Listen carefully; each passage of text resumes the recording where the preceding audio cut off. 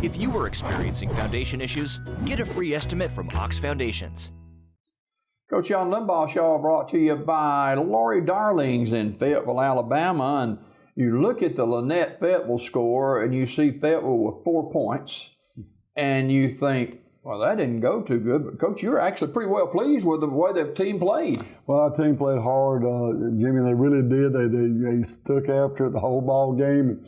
And at the first of the game, in the first quarter, the score was 2-0 Fayetteville Wolves. We got a safety and we looked really good defensively. We were moving the ball offensively. The final stats don't tell it because we took a couple of deep sacks, a couple of deep losses, but we were actually moving the ball on the top 5 team in the state and defending 1A state champions. But they are a very, very good football team. They've got some grown men there, and I've been kidding around. I needed to check birth certificates because they was hitting us and we were hitting them. But our kids played really, really hard. I'm very, very proud of the way our kids never gave up the whole game. They played hard the whole game, and you can build on that, and I can live with that. Was it just too much Lynette as you worked through the game? It was. They're very deep, and we're not as deep as they are.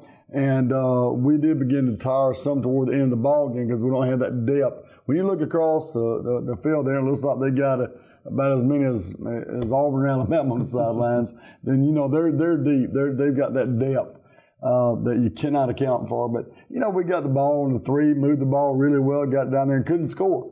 Very difficult to run to the outside on. They're so quick getting out there, and we just wasn't able to put the ball in. You'd think you could, but they got these big old huge linebackers that's coming in real quick into the hole, and whether you're trying to run lead or whatever you're trying to run, they're smacking it pretty hard. So we did the best that we could do, and I can live with that. When somebody's better than you, they're just better. You go to the dressing room at halftime. Any adjustments to come out in the third? Well, we did. We made some adjustments, and some things seemed to really work well. The first thing we did, we kicked onside kick, got on that.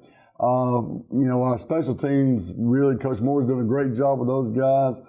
Did a really good job with them. Had a little pooch kick with our quarterback that got them down within the 10-yard line. Ended up getting a safety out of that one.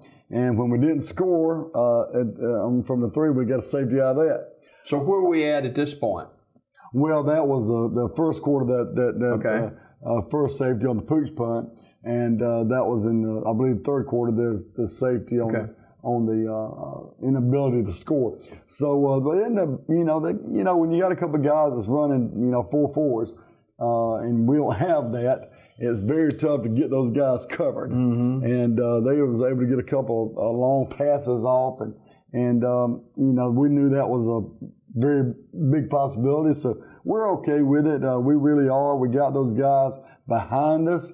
We learned a lot from it, and we saw a family play hard together, and that's what we believe in. We, not me.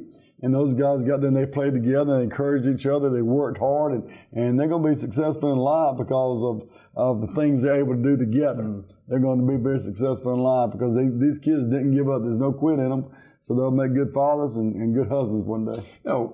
You can have the best game plan. Everybody can do their job, but sometimes athleticism just overrides everything. Well, it does. Even Coach Story commented to his press people there in Lynette about our game plan, how great it was. There's just so much you can do when they got there. They got 3 guys that's going D1, several more that's going to play college ball. So when you got all that, it's winning is never easy, but it's a little more. They got a couple of trump cards to play. Well, Vincent on the road tonight. Right, excited about it. We're very excited to go there because Coach Weatherford is going to have his guys ready to play ball. And the thing about it, Jim, this is only their second ball game. Vincent's healthy. Vincent's got fresh legs, a great attitude. They got that first win over 38-32 over Horseshoe Bend. So they're excited about themselves, feeling pretty good about themselves. So it'll be all we can do to get in there and get a W tonight. Now, they've been adversely affected by COVID-19. Yes, unfortunately, their first 2 games had to be forfeited because they were going through the COVID, and that's another thing. Those kids are excited to play. They had a couple of games taken away from them had to lose by forfeit, so that's got a stick in their craw. So they're ready to play some ball. Tonight's their senior night, so they'll be excited for that reason. But our kids are going to go in there ready to play ball. It's going to be a game and a half. How has practice been coming off a good performance against Lynette? Well, practice has been awesome. We had a really good, tough practice Monday. We stressed them out Monday and put a little pressure on them. And Tuesday had another hard practice. Wednesday we were inside due to the weather.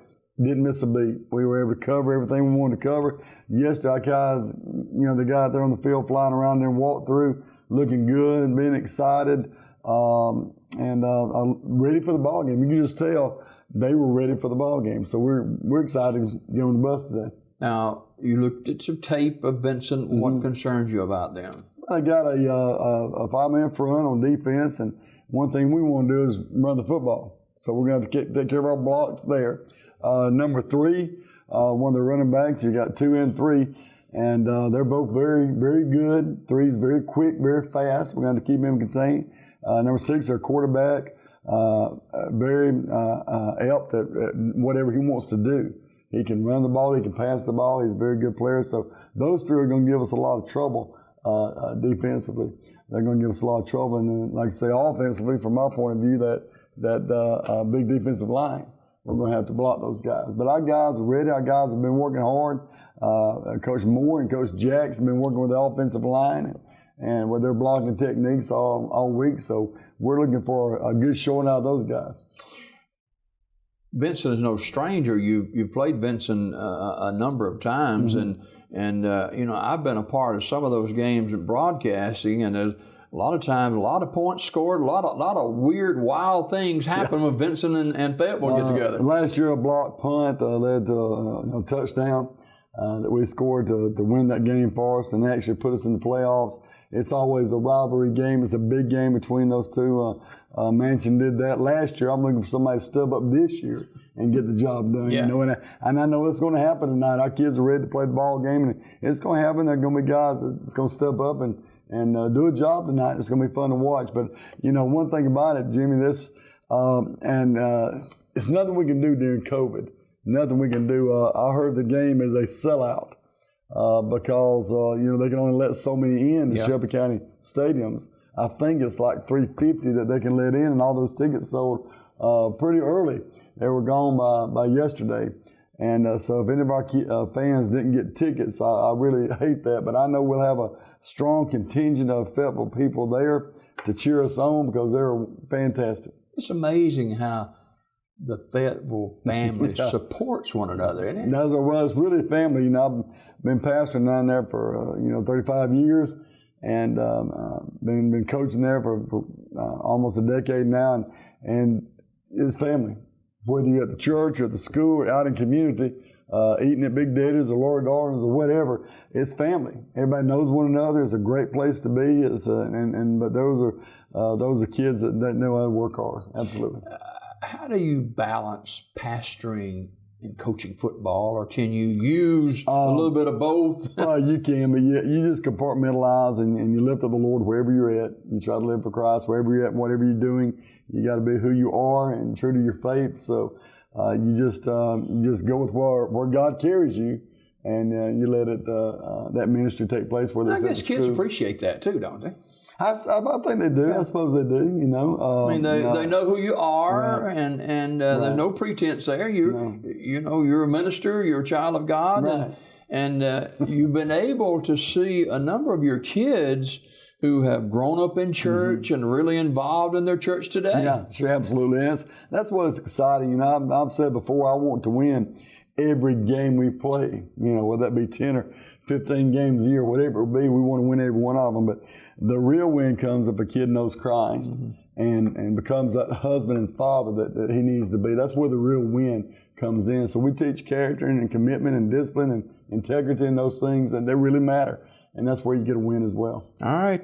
John Limbaugh Show brought to you by Lori Darlings. And Lori Darlings provides them meals, don't they? She is fantastic. They're awesome. The meals are always great. Absolutely. All right. Good luck tonight against the Vincent Yellow Jackets. It's the Wolves and Jackets kick tonight at 7 o'clock over in Vincent. Coach, good luck. We'll look forward to a W next week. Thank you, Jimmy. Absolutely. More Daybreak right after this.